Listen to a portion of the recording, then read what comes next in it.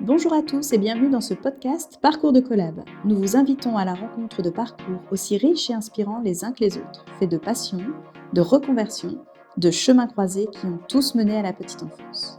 Rigolo comme la vie, le réseau de crèches et micro-crèches qui met l'enfant au cœur de sa raison d'être, vous embarque à la découverte de ses collaborateurs.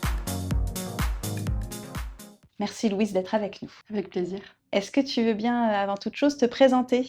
Alors du coup, moi c'est Louise, j'ai presque 30 ans. Je suis éducatrice spécialisée de formation et je suis arrivée chez Rigolo comme la vie il y a à peu près 3 ans et demi. Et du coup, est-ce que tu veux bien nous raconter un peu ton parcours ? Alors du coup, pendant mes études, j'avais hésité entre la petite enfance et l'éducation spécialisée. Après, j'avais pas à ce moment-là envie de m'enfermer dans la petite enfance et du coup, je me suis dit, bon, bah, je vais prendre l'option un petit peu plus large, sachant que avec cette option-là, je pourrais retourner dans l'enfance. J'ai fait plusieurs parcours professionnels au sein de différents établissements. J'ai été en fait auprès d'adultes déficients intellectuels travailleurs dans un foyer.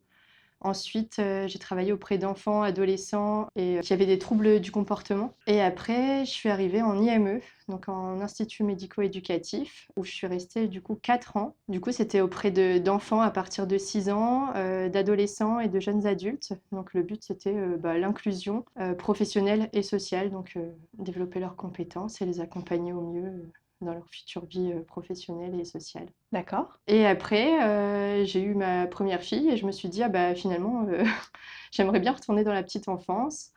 J'ai vu sur les réseaux du coup, les crèches Rigolo comme la vie. J'ai fouillé un petit peu, ça m'a beaucoup plu. J'ai tout de suite adhéré aux valeurs que j'ai pu voir. Tous les posts en fait qui étaient postés, c'était vraiment l'enfant au cœur, des pratiques et c'est vraiment ce que j'avais envie de retrouver et c'est ce que j'ai retrouvé du coup depuis 3 ans et demi. C'est, vraiment, des valeurs qu'on prône et que je retrouve au quotidien, auprès des enfants, des familles et des professionnels. Ah, c'est chouette, d'entendre ça. Rigolo comme la vie, c'est ta première expérience dans la petite enfance? Oui, En crèche? oui, première fois. Et quand même, tu me dis, tu as 30 ans. J'ai l'impression que tu as déjà eu, 4 vies professionnelles, c'est fou. Et une fille, Oui. et pas que, je pense. Et pas que. Et 2 autres qui sont arrivés là il y a 1 an, des jumelles. Ouais, tu jongles du coup entre ta vie de maman et puis ta vie de professionnelle. C'est ça. Et ça va? Et ça va et j'ai beaucoup la question: «Vous avez pas eu d'overdose des petits enfants?» Et pas du tout. Et pas du tout. La journée à la crèche, elle se termine et hop, ça repart à zéro à la maison et je suis trop contente de retrouver mes filles. Ah, c'est cool. Et donc tu disais que tu es éducatrice spécialisée. Oui. Donc ça, c'est un diplôme qui permet de travailler en crèche? Et bah, oui et en fait, j'ai réappris, on va dire, au quotidien, le développement de l'enfant, du tout petit, on va dire, du nourrisson, on va dire. Mais j'ai un œil aussi, du coup, un peu plus avisé, on va dire, sur les spécificités qu'on peut retrouver chez certains enfants, par rapport à ce que j'ai pu vivre, moi avant, du coup à l'IME.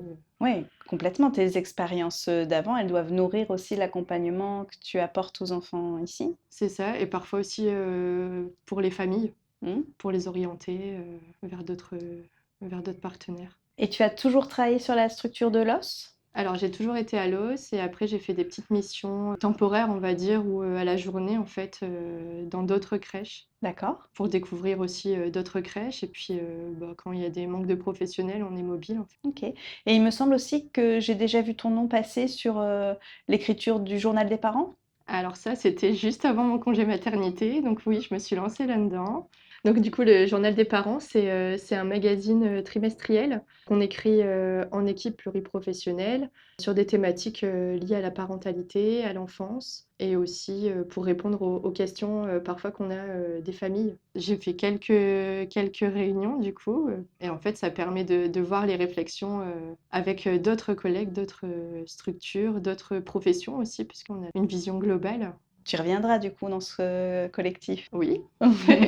Est-ce que tu as envie de nous raconter autre chose sur ton parcours? J'ai rien qui me vient en tête là comme ça, mais je suis ravie d'être, chez Rigolo comme la vie et ça fait 3 ans et demi que je le dis, mais enfin voilà, on a des valeurs qu'on prône au quotidien et qui se retrouvent, vraiment sur le terrain et ça fait vraiment du bien.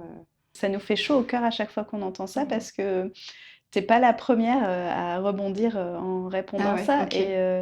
et c'est chouette d'entendre les personnes, les professionnels sur le terrain auprès des enfants confirmer que, bah, ce qu'on prône et ce qu'on souhaite, bah, est vraiment vécu. C'est chouette. Carrément. Bah, merci beaucoup. Mais avec plaisir. Merci pour votre écoute. N'hésitez pas à découvrir les autres parcours de collab tout aussi inspirants. Et qui sait, vous serez peut-être le prochain à nous partager votre parcours, car tous les chemins mènent à la petite enfance. À très vite chez Rigolo comme la vie.